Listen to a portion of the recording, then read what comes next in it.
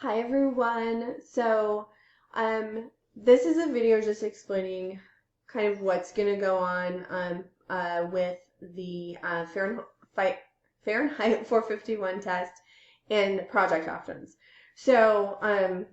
It's pretty simple, but I'm going to explain it. I'll talk about it in Class Connect too. So there's two things that are going to happen during this week. One, everyone is taking the Fahrenheit 451 assessment or test. So that's a mandatory assignment. Nobody gets to bypass that, right? Everyone's taking it. The second thing for this week that you have, and the second option you have, there are two projects. One is called the Fahrenheit 451 menu project, and the other is called the generational interview project. So they're very different. I will tell you one is a lot more time consuming than the other. So you have the option to choose one or the other, or you can do both. It's totally up to you. So if you're someone who kind of behind on points and you need to make points up, or if you are someone who is actually caught up with your reading and you just want that extra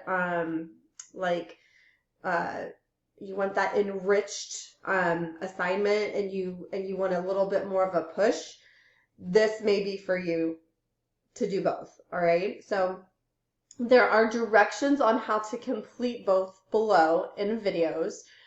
We're going to cover them in Class Connect as well. So here's what I need you to know. So you're doing the assessment.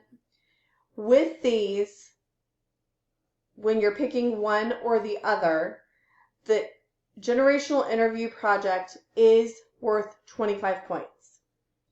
The actual Fahrenheit 451 menu project, that assignment is worth 60 points. So what's going to happen in your gradebook if you choose to only do the generational interview? I am not zeroing out the project for you. It will basically just be like it's nothing in your gradebook. There will not be a due date on either of these because you're getting to choose, right? So one of them is due, one or the other. You have to do one or the other or both. You are going to have no due date in the gradebook because I don't want you just submitting a blank document to get rid of that due date that's in the class. So that's why there's no due date. So as you go through and you're looking at these, there's an instructional video on how to complete that with very specific directions. And there's also an instructional video here on these two things in very specific directions on how to complete both of these assignments. Okay. So again, just to clarify, everyone is taking the Fahrenheit 451 assessment. There's 25 questions, I believe 25 50-point test. Then you are picking one or the other or both if you would like to, and those are being discussed below. All right. If you have any questions, please let me know.